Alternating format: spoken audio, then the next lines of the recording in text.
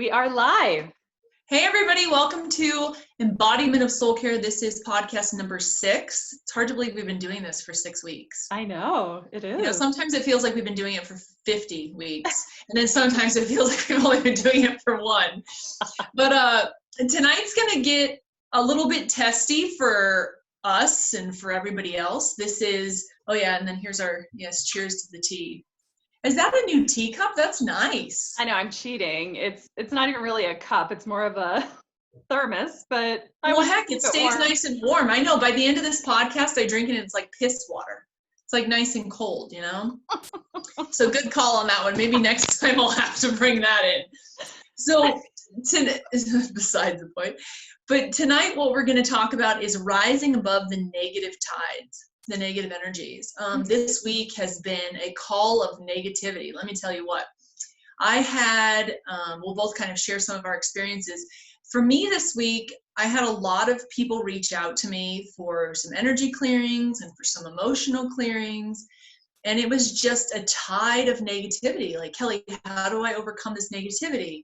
How do I deal with my own? How do I live with somebody who's negative all the time? How do I navigate through this? Can you help me? Can you help me? And it was like, oh, Jesus, okay, right in my face. And the worst part of it all for me was I was trying to sit and do meditations and everyone kept coming into my space energetically with their negative stuff, yelling at the top of their lungs with their energy, please clear this out, help me now. So I actually was telling Casey this, in order for me to have and it started aggravating me. Was the whole point. Like, I started to get negative too. I started to get angry. Like, get out of here. Like, please just go away. Leave me alone until I'm done. And so I had to switch up my meditation. I usually do an I am meditation to a really nice tuning fork sound. And I just love it. It's like my place that I love to be. And I had to switch it to get out of the vibration of whoever was coming in. And so I had to switch it to a manifestation meditation. And I actually did that today so that I could escape the negative forces that be. So tonight we're going to talk about, at least I'm going to talk a little bit about how you come out of the negative space and also how you deal with people in your world, in your life, that are very, very negative. How do you deal with those people? How do you navigate around them? What do you do? How do you act? So that type of a thing. So this should be helpful for everybody because it visited me this week and it definitely visited Casey. And I think it's kind of funny because we talked earlier actually in the weekend, you know, okay, we'll discuss kind of what we're going to do. Casey wrote me a quick little text. Hey, listen, I had something pop up and I really am passionate about it this week. And 2 days later, I wrote her and I said, I don't know what you're passionate about, but here's what's been visiting me. And she wrote back and said, me too, 100%. So we knew we were on the same playing field. We knew that everybody was feeling the same amount of negative space around them and within them. And so that is why we are going to talk about that tonight. We had no idea we were doing it until it landed on our front porch. So here we are. And Casey, how about you share a little bit of your experience with your negative space this week? Oh, goodness. So yeah, I mean, part of what I texted you, I'd had this really, these really beautiful thoughts come in and, you know, I'd written them all down and it sounded really good. And it did relate to this, but kind of like the higher level 30,000 foot view of this. And then what showed up was the 0 foot view, you know, especially today, it came like raging in, right? Like, oh, you're going to live at 30,000 feet and have this really beautiful interpretation of all this and perception and all that. Yeah, I'm just going to like slam you down here and then let's see, you know, how we do kind of mucking around. So for me, so I'd gone to a bodywork session finally yesterday. And oh my gosh, it felt so good because I mean, it's been months, right? Like I had kind of through the same timeline I talked about last week, you know, for a couple of years, I'd really ignored my embodiment quite a bit, just doing my spiritual work and all my processing. And then about the same time that I started getting back into my groove, I also started getting back into body work and really caring for my body and working out again and doing Pilates, and my body was loving it, you know? So I was kind of integrating the two and it was feeling really good. And then of course, you know, with the COVID thing, it's like so many of my body's favorite things to do got shut down. And, it's like you can't recreate a Pilates reformer at home, and you can't, you can do some things, but a lot of it, my body's like, this is not the same. And so going to that bodywork session yesterday was so beautiful, but it triggered like this anger in my body, literally, like my spirit, has been doing the surrender and being at peace and doing all this work. And my body's like, okay, really? I'm pissed. I want to go back to the things that made me feel good. I want to go back to the things that made me feel flow. Like, yeah, I'm kind of trying to like piecemeal this together at home, but it ain't the same. It's not the same as going to a yoga class and being in a Zen space. It's like the whole point is like, bye, off to yoga. You get out of your family space, you get out. There's so much energetically that my body really loved. That now it's like, it's having a hard time piecemealing that together instead of a totally different scenario. It's like trying to fit, that like round peg in the square hole or whatever, So anyways, I just got really present to like the 3D part of me, while the 5D spirit part of me can be at peace and can come to acceptance and can come to, this and resonate in this positive space and have this positive vibration. My body is somewhat not feeling it. It's like, yeah, that's real nice, but I like your little I am meditation. Yeah, that ain't cutting it. Like I want to go back to my Pilates reformer. Thank you very much. So I had this really interesting push-pull, the part of me that can really live at the 30,000 foot observer view, and the part of me that's like on the ground, boots on the ground, like, if mama don't feel good, what you're putting out there, kind of that little phrase, like mama ain't good, nobody's good.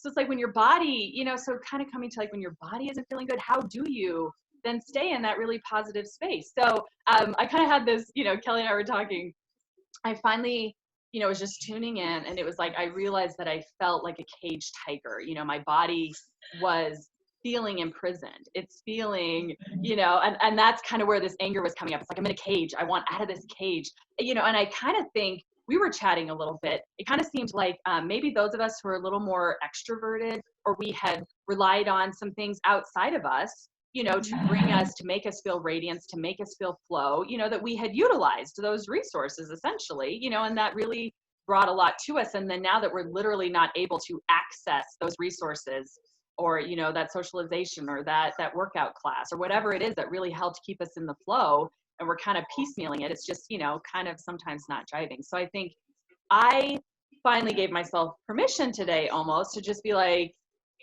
tune into my embodiment and be like, I feel ya, I gotcha, and just at least let it kind of have its say, let it have its energy.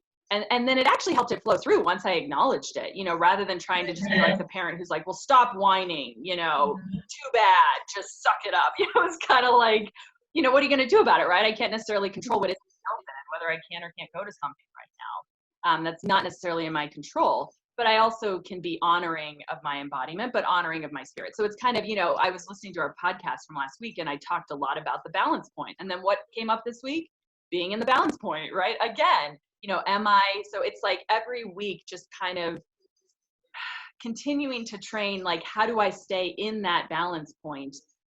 Is clearly going to be the journey for quite a while. I mean, clearly the rest of my life, but it was certainly present for me again this week. So if any of you out there are more extroverted and you're feeling a bit weary and you're feeling a bit like, like you're piecemealing it together like I am, I hear you, I'm with you. I send you blessings, be as kind to yourself as you can. And here's the thing that showed up, and Kelly and I were chatting about this, that was really cool. Like, okay, so there's so many things that seem like the door's shut, you can't do this, you can't do this. And it reminded me of the Frozen 2 song. There's some, I think it's called like Do the Next Right Thing. Like, Anna, she gets really taken down and feels pretty leveled by what's happened. Her boyfriend's gone, her sister's gone. She thinks she'll never see her sister again. Like, she's really leveled, and, the tide has like taken her over, and she's like, part of her is just like, I'm just going to sit here and give up. I'm not moving on. And then that little bit of spirit, that little voice in her head said, just do the next right thing. And then do the next right thing, kind of the one step at a time idea. So I was working with that today, and what showed up, so, I was sharing with Kelly, like, okay, so I go to this bodywork session yesterday, and the beautiful practitioner, I was sharing with him, I'm so disappointed I can't go to my Pilates class. He said, oh, well, I've heard of one that's open. Why don't you check it out? So then I checked that out today. So I'm kind of just taking, do the next right thing. And I'm kind of pursuing, okay, there's a little tiny crack in the window. Oop, what's open? oh, okay. So I looked into it and I signed up for a class next week. So that was the thing I could do. It's like, it may not be my exact thing I wanted, but you know what? I'm super excited, right? I'm going to put my mask on and I'm going to go to this class. And, it's something, right? And so my embodiment's like, okay, cool. So I'm kind of trying to find that balance. Like, okay, let's get back into the things we can get back into, listen to the guidance, kind of follow the crumbs as things come up. But if I'm an open space and if I am holding space for, you know what? Things can manifest, things can still come about. It's not going to look necessarily like it looked a couple months ago, but can I be open? Can I be still an open vessel for beauty to come in, for opportunities to come in, and to express that? And now things are opening up a little bit again. Some of them will be out in the world. Maybe some of them will be at home. I don't know, right? But my embodiment's feeling better. I honored it today. I listened. I allowed kind of the emotions to process through. And now I'm feeling, back at the balance point a lot more. So anyways, that was kind of a bit of the journey this week. Oh, but what I wanted to say about that was it's the negative voice. You were talking about a lot of people, and you're going to speak more to this, that people are having the negative voice or the negative tide kind of outside of them, coming from other people, coming from maybe their family or friends or people in their outside sphere, and they're trying to, manage their own positivity inside of that. And mine was a negative voice kind of inside myself. It wasn't outside of me. It was, my body kind of had the negativity. And so, it was kind of more the negative voice within that I was really working with. So, it can come from both places. And it was just powerful for me to, kind of reintegrate and find that balance again. Yeah. And Casey, you made two really good points in there, and I'll cover one of them in a moment. But the one that you did do that you said that was great was actually from last week when we talked about, finding that little window, that little piece, that little crumb that then helps you to progressively start the positive momentum. And, you're all down and out, you're upset. And then all of a sudden you're starting to put out there your body work, and the guy gives you a crumb. Here's your Pilates class, and then you're going to go do that. And it just it gets the ball rolling. And those things are around us all the time. And it's so important that we realize that and we grab onto them. You have to be listening. You have to be watching, because you might think that nothing's coming, but so much stuff is around you for you to grab onto, take a hold, and so that you can feel better, so that you can rise into that vibration.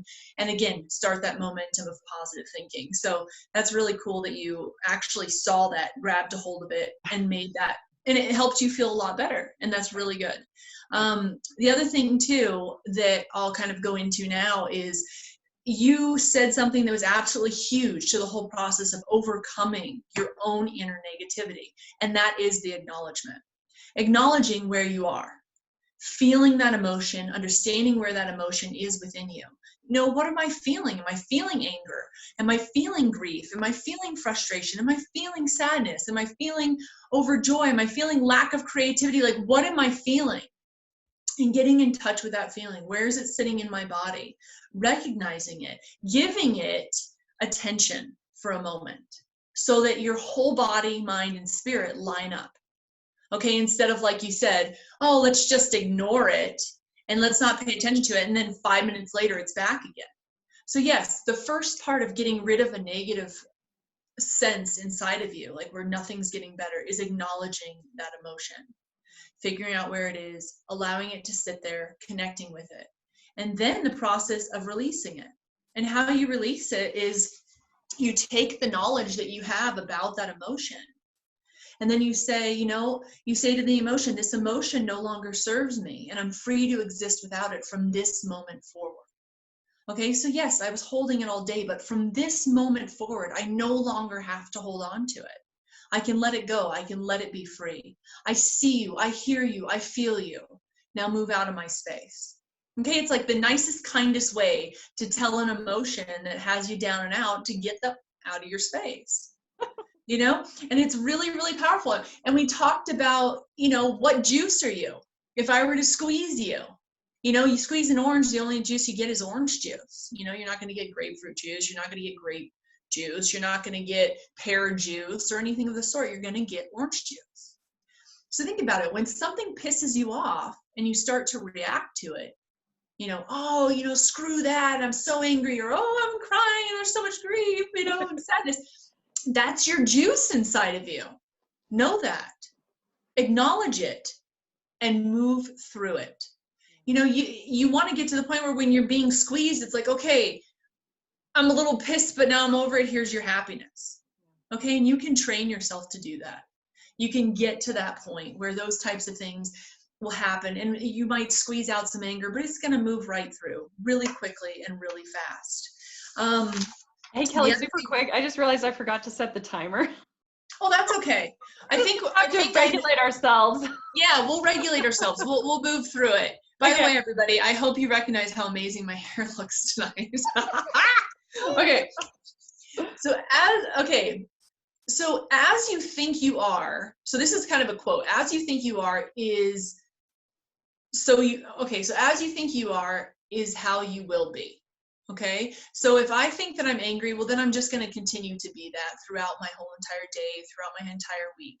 So if I'm thinking negative, then I'm going to be negative.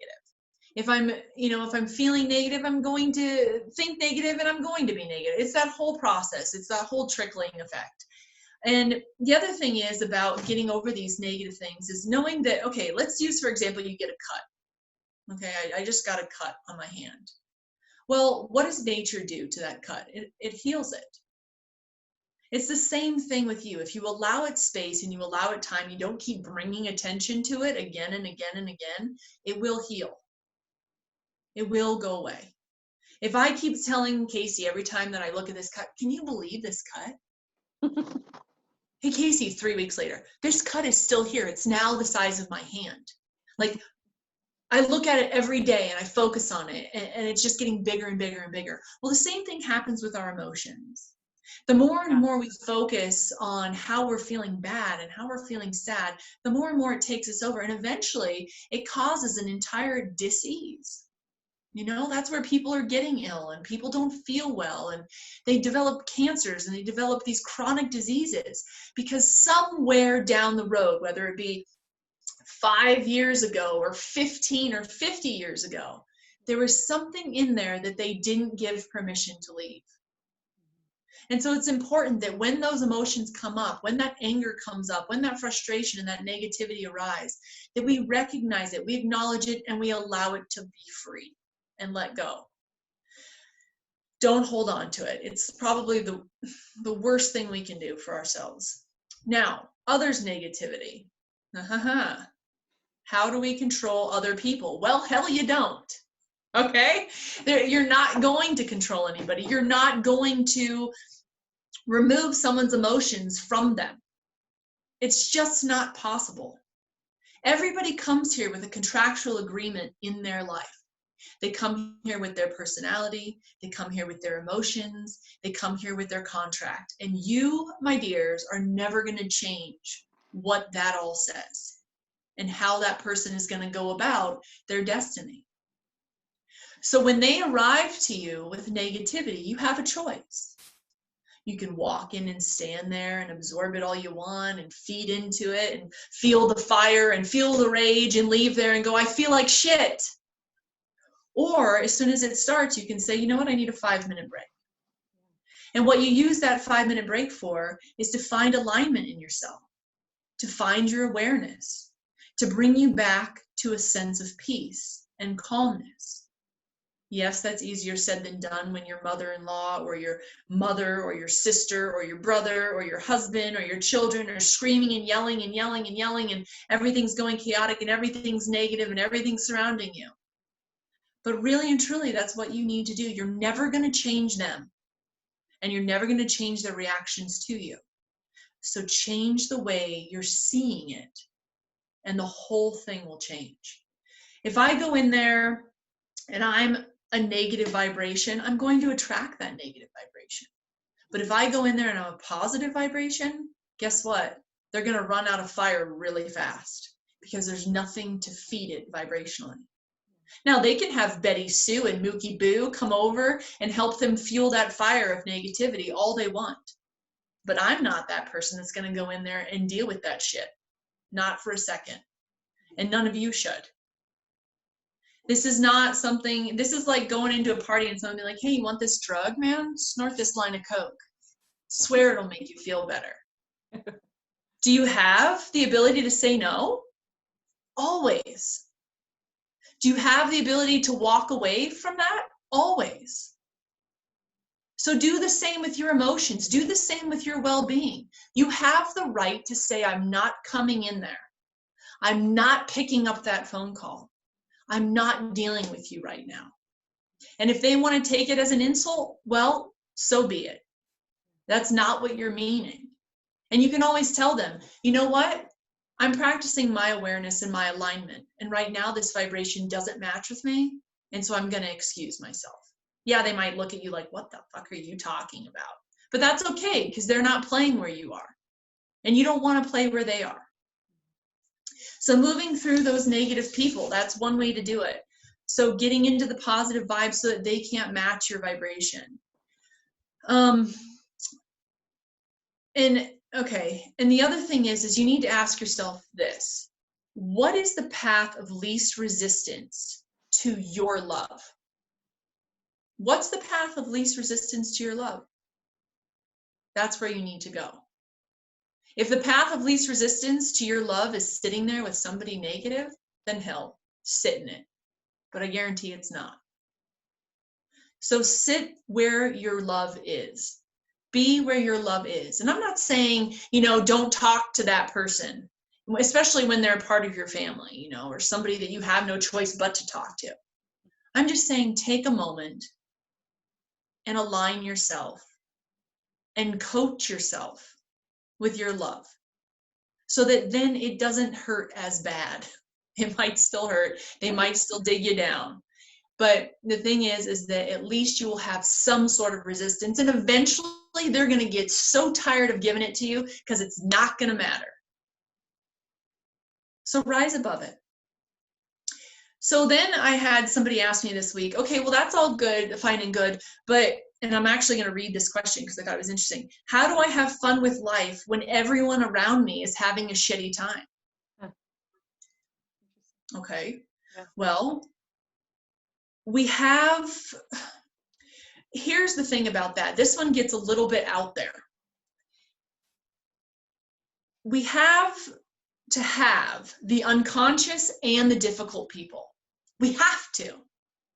Because Casey and I have talked about this. It's the only way you learn to become greater, to become bigger within yourself, within your purpose, within your alignment. If I didn't have shitty people in my life, I wouldn't have to wake up to peace. I'd just always be in peace. And you know what? Honestly, that wouldn't be any fun, would it? Do you think that would be fun, Casey? Like, oh, everybody's just always lovely. No, there's nothing to learn. So we have to have those unconscious, difficult people in this life. I mean, this is what expands our awareness, expands us as spirits and as souls. We contractually come here with difficult people. And difficult aspects within ourselves. Yes, I mean, kind of the same idea, but. You bet. And why do we come with difficult aspects of ourselves? So that we can overcome them and become more aware. If you can do anything in this life, it's to find that awareness, to find that center peace. And everybody around you is going to be throwing spitball fire at you. And that's a beautiful thing. I had to do this myself. I had to stop looking at all these bombs as something bad. And I had to start looking at them as blessings. Like, oh my gosh, you test me so much. You must be some sort of a soulmate to me because you sure as hell are helping me grow fast. Because I have no choice but to try to get to a better place because you're always in my face with shit. Right. Okay? And you have two choices. You can, like I said, you can go down in the depths of depression with it, or you can rise the hell up and say, okay, I'm better off for this. Thank you so much. I'm sending you love. I'm sending you happiness. I'm sending you peace. Thank you for that lesson. Everyone around me could be having the shittiest time of their lives, and I'm sitting there in the middle dancing, because you learn to rise above all that. And the power of perception, it kind of goes all the way back to the beginning when we spoke about power of perception. I mean, that's the essence. It does. And, and I want everybody to remember this too, and especially you and I both, Casey. I mean, this is something I have to reiterate to myself constantly. Remember that an emotion is just an emotion. It's not a control mechanism. It's not something that's going to destroy your life. An emotion is exactly that. Anger is just anger. Fear is just fear. Grief is just grief. Sadness is just sadness. And we can go through the whole list. But you are love and awareness. That's huge. You're so much bigger than these little negative thoughts, these little things that people say that are negative, that get down in the depths of you and make you feel uncomfortable. It's so much smaller than you. And even your own inner voice, you know, that inner ego that beats you up and says, oh, I'm having a shitty time, and oh, this isn't worth doing this anymore. It's so small in the scheme of everything that you are. And it's important that we all remember that. Yeah. I mean, that's key. Your love and your awareness. It doesn't get bigger than that. Well, it reminds me of the bubbles I spoke about last week. You know, I mean, that's the idea behind being able to know that you're that expanded self, you're that expanded version that can hold, it's like a Russian doll, you know, it can hold all the little dolls inside, but at the end of the day, you are that big and you are that expansive, you are that love, you know. You bet. But sometimes that visual helps me, you know, like almost breathes to be that big, like, oh, yes, that is who I really am. Okay. Yes. And I still love you.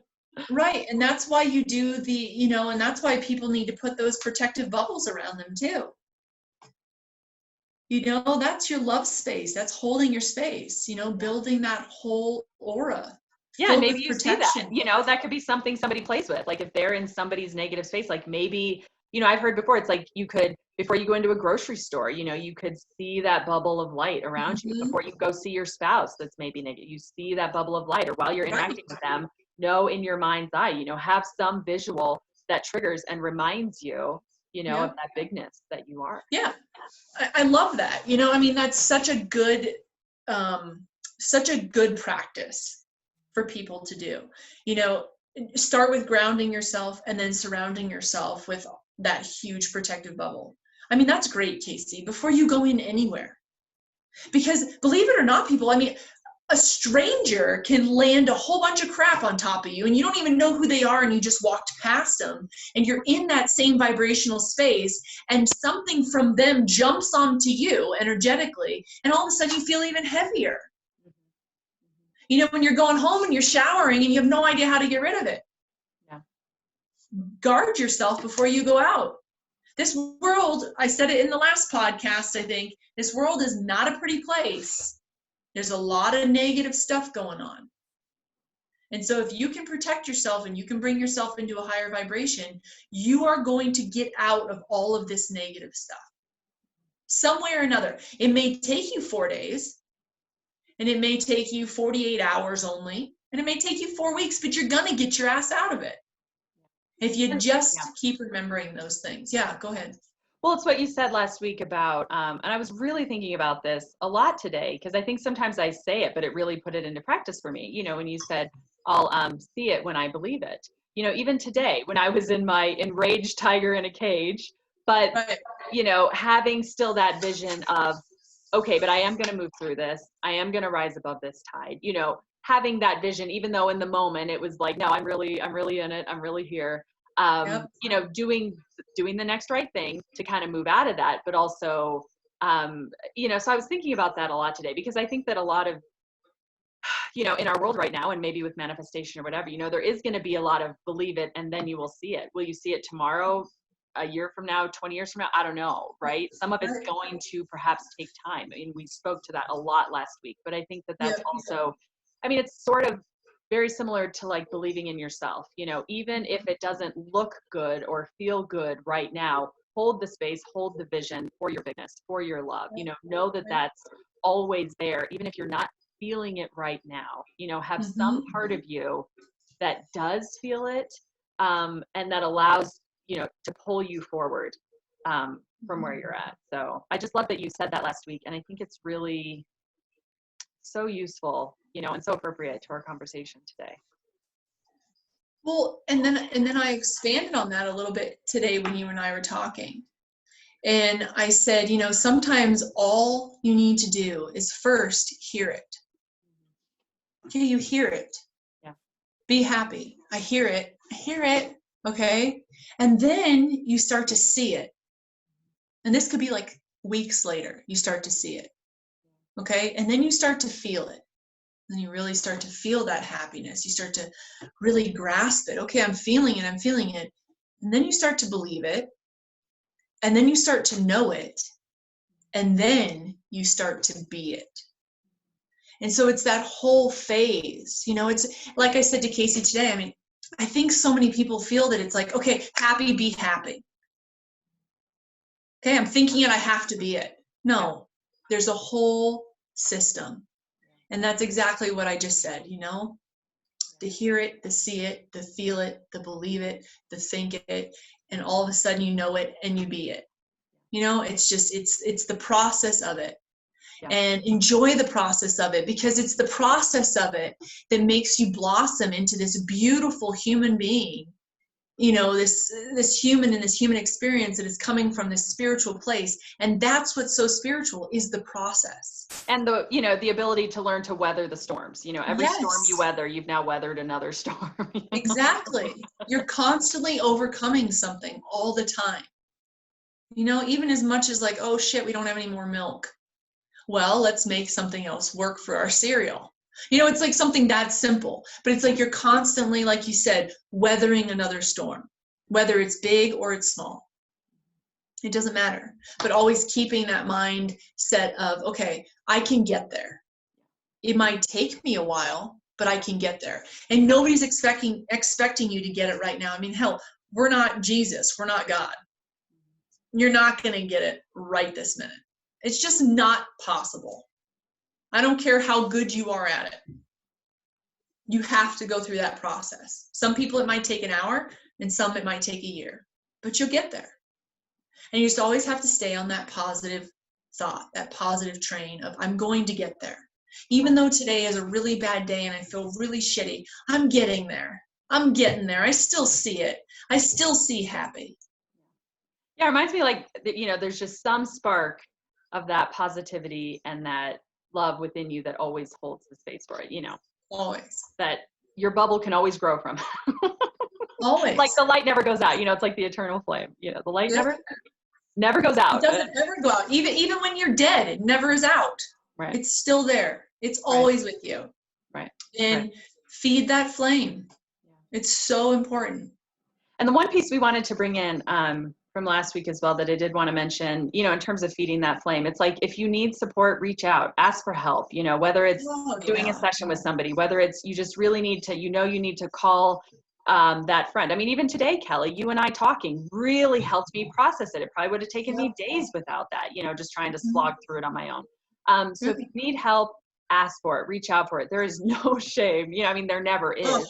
But especially now, it's an intense time. So just give yourself permission, and if you don't know, gosh, I need help, but I don't know where to get it, open that door. Say, I do need help. I don't know who to ask. I don't know where to go to, and then leave the door open, and then you'll have an idea, maybe an hour later or a day later, something will occur to you. You go, I'm going to look that up. Or gosh, why do I feel like calling that old friend I haven't spoken to? Right.